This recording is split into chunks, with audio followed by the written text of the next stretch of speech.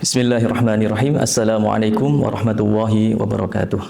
Alhamdulillah wassalatu wassalamu ala Rasulillah wa ala alihi wa sahbihi wa mawalah wa la haula wa la quwata illa billah.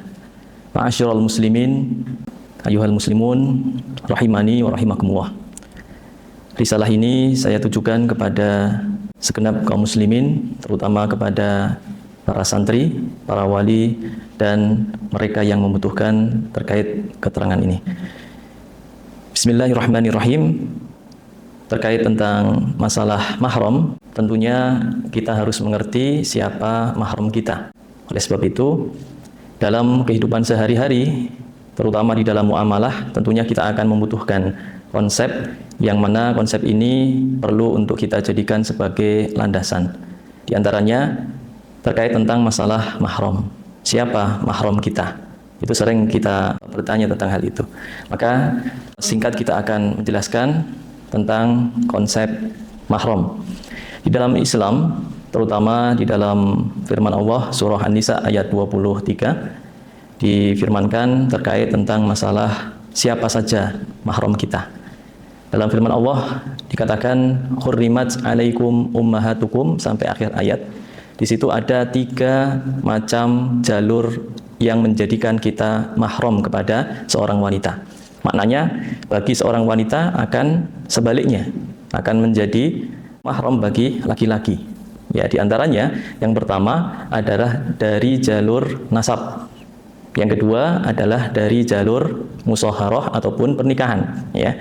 Kemudian yang ketiga dari jalur susuan.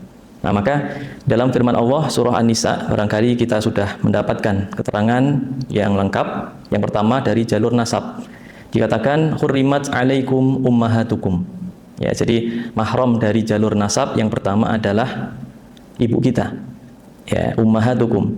Kemudian wabanatukum. Yang kedua, mahram kita yang tidak boleh untuk kita nikahi, ya, dan kita halal untuk bersentuhan itu selain ibu kita, kemudian juga wabanatukum, yaitu anak-anak perempuan kita. Ya, kemudian hurrimat alaikum ummahatukum wabanatukum, yang ketiga adalah wa akhwatukum. Ya, jadi saudari-saudari perempuan kita.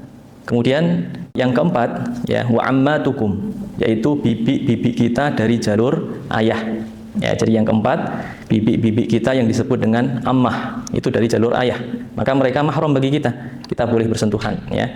Kemudian yang kelima adalah dari khalatukum. Hurrimat alaikum ummahatukum wa banatukum wa akhwatukum wa ammatukum wa khalatukum. Khalah di sini adalah mereka bibi dari jalur ibu.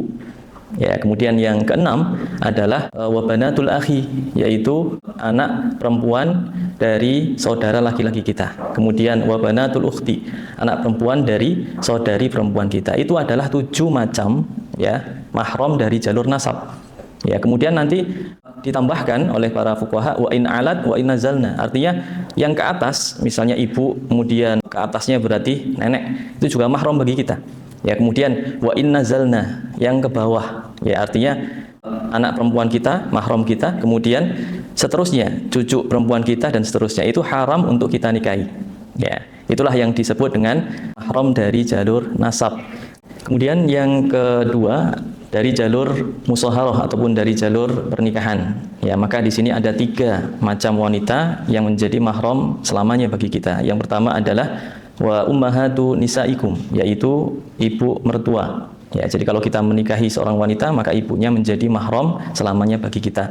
Yang kedua adalah waroba ibukumul lati fi hujurikum min nisaikumul lati dakhaltum bihinna fa illam takun dakhaltum bihinna fala junaha alaikum.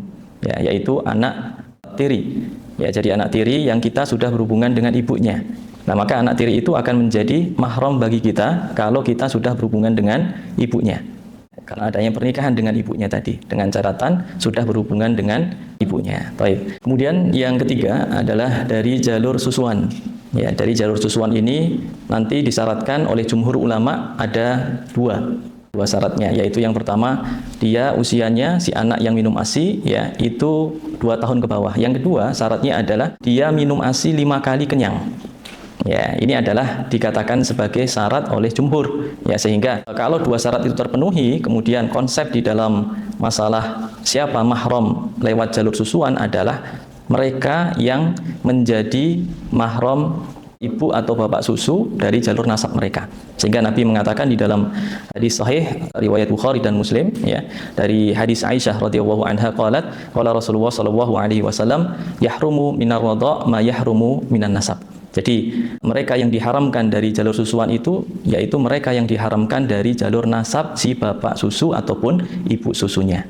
Ya, sehingga inilah yang dikatakan mahram kita semuanya. Adapun nanti untuk yang wanita itu akan berlaku sebaliknya. Misalnya tadi hurimat alaikum ummahatukum, ya. Maka kita haram menikahi ibu kita karena dia mahram kita. Sebaliknya nanti yang wanita dia haram ke bapaknya.